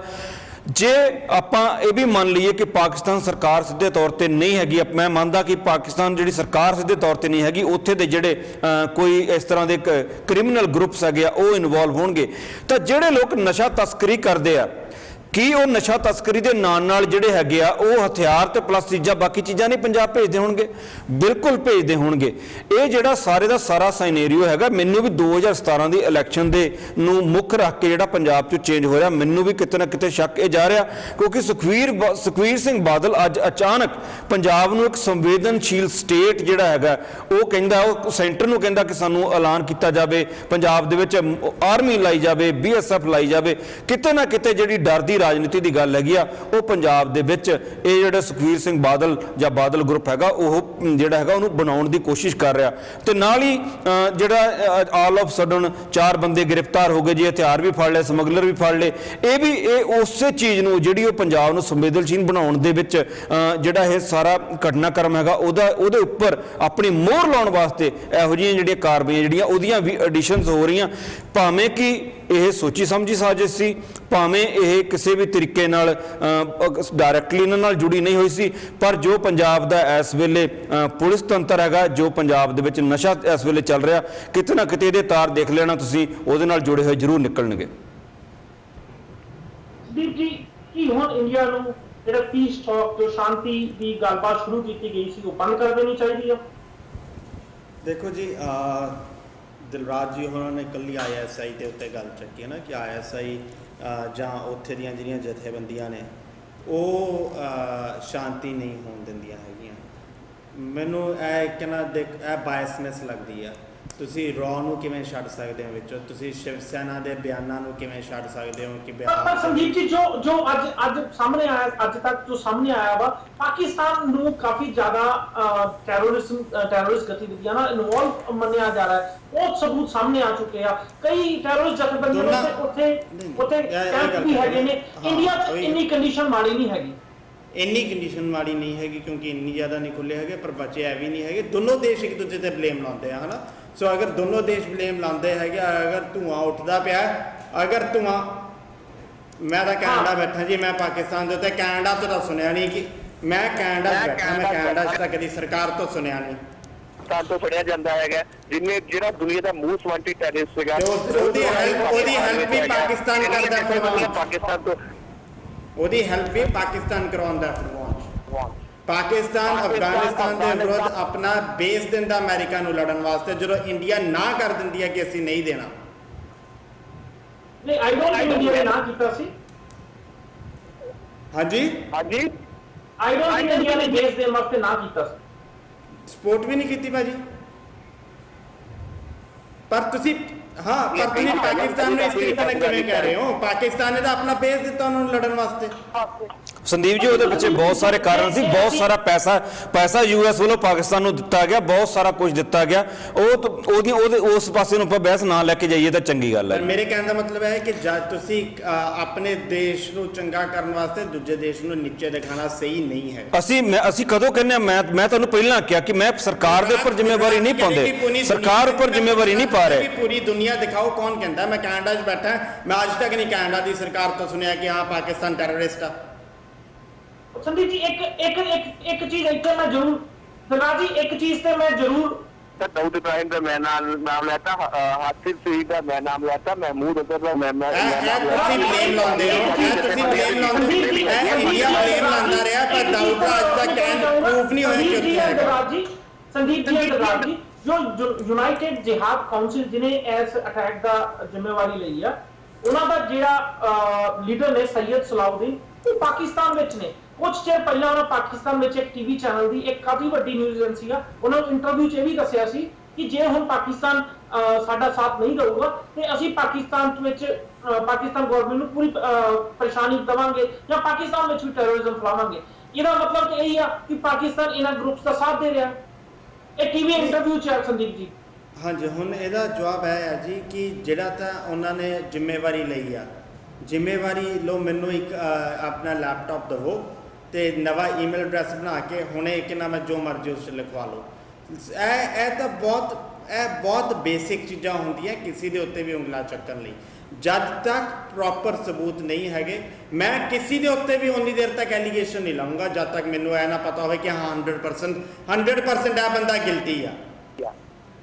ਪਰ ਸੰਦੀਪ ਜੀ ਤੁਸੀਂ ਕਹਿੰਦੇ ਲੈਪਟਾਪ ਈਮੇਲ ਭੇਜ ਦੂੰਗਾ, ਇੱਕ ਇੰਨਾ ਈਜ਼ੀ ਨਹੀਂ ਹੈਗਾ। ਤੁਹਾਡੇ ਲੈਪਟਾਪ ਜਦੋਂ ਵੀ ਤੁਸੀਂ ਈਮੇਲ ਭੇਜਦੇ ਹੋ ਜੋ ਆਈਪੀ ਐਡਰੈਸ ਤੁਹਾਡੇ ਹੈਡਰ ਵਿੱਚ ਈਮੇਲ ਦੇ ਜਾਂਦਾ ਵਾ ਤੁਹਾਨੂੰ ਆਰਾਮ ਨਾਲ ਟ੍ਰੇਸ ਬੈਕ ਕੀਤਾ ਜਾ ਸਕਦਾ ਵਾ। ਜੇ ਇੰਡੀਅਨ ਗਵਰਨਮੈਂਟ ਨੂੰ ਇਹ ਲੱਗ ਰਿਹਾ ਹੈ ਕਿ ਇਹ ਝੂਠੀ ਖਬਰ ਆ, ਇਹ ਖਬਰ ਬ੍ਰੇਕ ਕੀਤੀ ਗਈ ਆ ਜੰਮੂ ਐਂਡ ਕਸ਼ਮੀਰ ਦੀ ਇੱਕ ਨਿਊਜ਼ ਪੇਪਰ ਹੈ ਜਾਂ ਨਿਊਜ਼ ਏਜੰਸੀ ਉਹਦੇ ਵੱਲੋਂ, ਤੇ ਉੱਥੋਂ ਈਮੇਲ ਟ੍ਰੇਸ ਬੈਕ ਕਰ ਸਕਦੇ ਨੇ, ਪਤਾ ਲਾ ਸਕਦੇ ਨੇ ਕਿ ਈਮੇਲ ਇਹਨਾਂ ਦੇ ਇਹ ਤੱਥ initiative like it's too early to say something, wait and watch. ਅਜੇ ਦੇਖੋ ਕੀ ਹੁੰਦਾ। ਅਜੇ ਤਾਂ ਮੈਂ ਅਜੇ ਵੇਟ ਕਰ ਰਿਹਾ ਆ ਕਿ ਜੰਮੂ ਕਸ਼ਮੀਰ 'ਚ ਕੀ ਹੁੰਦਾ ਆ, ਉੱਥੇ ਕੀ ਆਵਾਜ਼ਾਂ ਉੱਠਦੀਆਂ, ਕੀ ਸੱਚੀ ਆ ਮੁੰਡੇ ਕਸ਼ਮੀਰ ਦੇ ਸੀਗੇ। ਪਹਿਲੀ ਗੱਲ ਇਹ ਸਾਹਮਣੇ ਆਉਣੀ ਜ਼ਰੂਰੀ ਆ ਕਿ ਇਹ ਸੀਗੇ ਕੌਣ, ਕਿ ਪਾਕਿਸਤਾਨ ਤੋਂ ਆਏ ਸੀ ਕਿ ਕਸ਼ਮੀਰੀ ਸੀਗੇ। ਇਹ ਪਰ ਦੇਖੋ ਜੋ ਉਹਨਾਂ ਦੀ ਫੋਨ ਕਾਲ ਇੰਟਰਸੈਪਟ ਹੋਈ ਹੈ ਉਹ ਚੋਂ ਮੁਲਤਾਨੀ ਭਾਸ਼ਾ ਵਿੱਚ ਗੱਲ ਕਰ ਰਹੇ ਸੀ। ਮੁਲਤਾਨੀ ਭਾਸ਼ਾ ਪਾਕਿਸਤਾਨ 'ਚ ਬੋਲੀ ਜਾਂਦੀ ਹੈ।